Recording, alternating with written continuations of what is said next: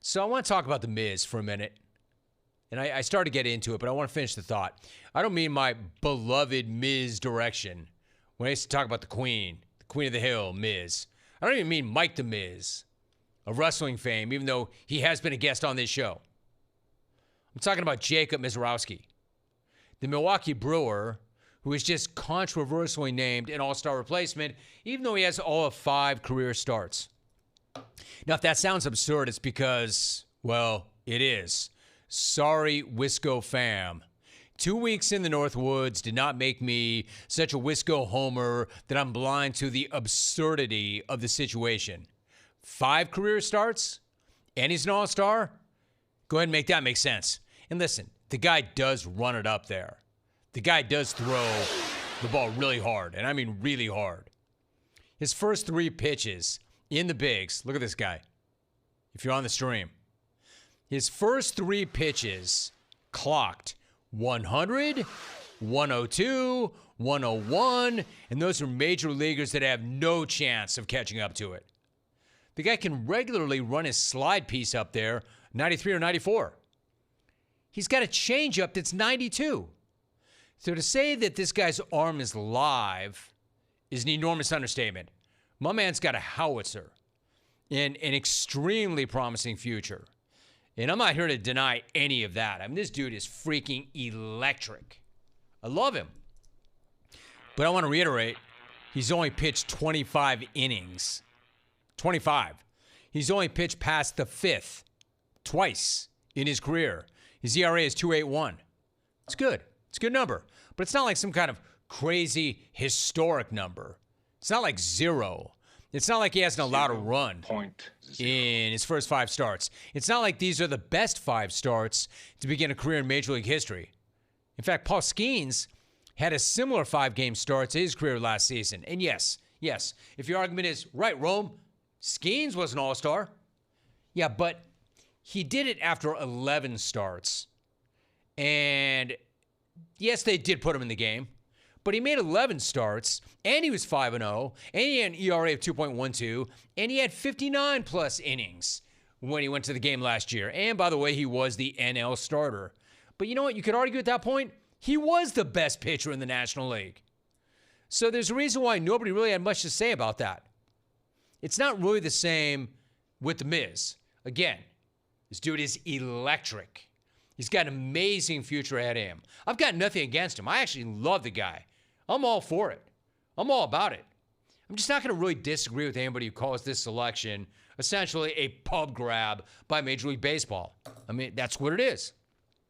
You think that the young flamethrower is going to draw more attention to the game than anybody else. I know that MLB thinks that. That's what this is all about. Even the Phillies that are so pissed, they know what this is all about. And they were talking about it. And they acknowledge that.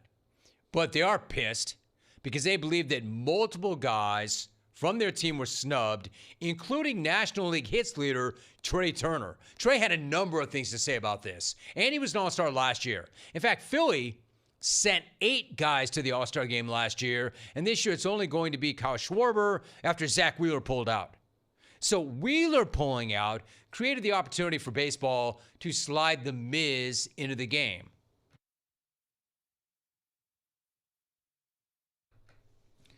There are actually a couple of slots, but Wheeler was one of them.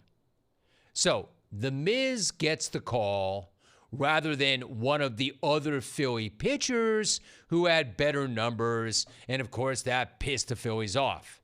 And their protests, though, actually have been pretty hilarious, even if they are slightly misguided. Trea Turner had a great quote. Quote, "What a joke. I mean, that's effing terrible. I mean, that's terrible, dude." Hey, Trea, not your quote. That's awesome, dude. And if you think that was strong, wait till you hear this one. Look at this nuke that Nick Castellanos dropped. Quote, "It's turning into the Savannah Bananas." Holy crap, dude, you did not. Whoa. Easy, Nick. It's turning into the Savannah Bananas. First of all, I saw the Bananas here in Anaheim. They outdrew the Angels. Easy on dragging the Bananas. And by the way, they were really good to me. Coach/manager of the team who I met in Florida called me up before the game. DJ and I put him on speakerphone. He laid out the whole day. He's like, hey, where do you guys want to be? Do you guys want to be in a box? You want to be in a suite? And DJ said, nope. And there's me being interviewed on the field during the game in Anaheim. You think I'm going to drag these guys? Come on, man. Look at me if you're watching on the stream. Having the time of my life. Also, on top of that, DJ said, no, we don't want to be in a suite. We want to be in the seats. We want the full banana ball experience. So they were really good to me. So if you think I'm going to drag them the way you just did, you imagine a major leaguer. That tells you, I don't want to say that all major leaguers feel that way. And by the way, the fans love it. I saw it firsthand. But Nick, I don't know if he's speaking for him or a lot of others, but quote, it's turning into the Savannah Bananas because they went with the Miz instead of one of his guys. I don't know, dude. Here's the thing about Philly not really having a great point. Let me explain why Philly does not have the great point they think. In the end, MLB needs arms for this game. Of the 24 pitchers originally named to the All-Star game, only 13 are going to be on active rosters. Unfortunately for the Phillies, Christopher Sanchez can't be selected by rule because he pitched yesterday. Phillies are trying to say that, well, select him anyway, even if he doesn't pitch. They need arms. They need guys to pitch. So you can't be selected as a replacement if you can't actually pitch in the game. So that's not a snub in favor of the Miz. It's just bad timing.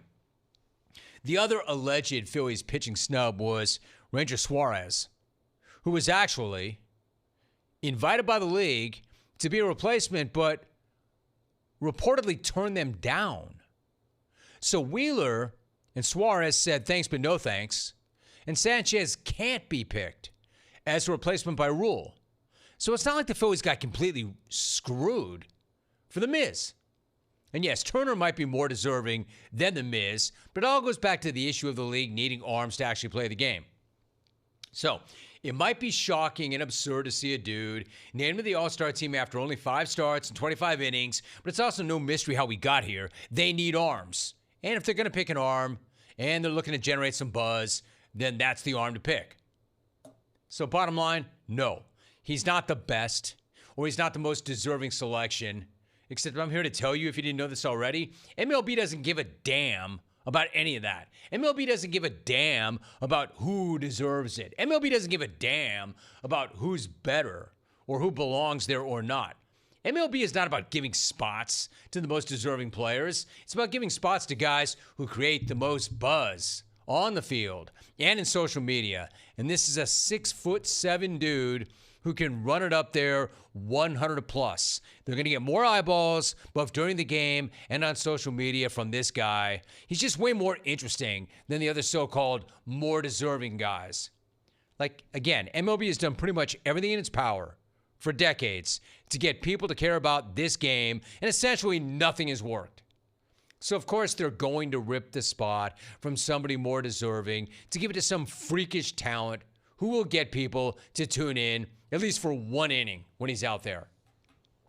You know what? The shock to me is not that they did this. The shock to me would have been if they didn't do this, even if it is all wrong. Hell, you know what I'm shocked? I'm shocked MLB did not name Eli Willits to the roster as soon as he became the youngest player ever to go first overall in the draft at age 17.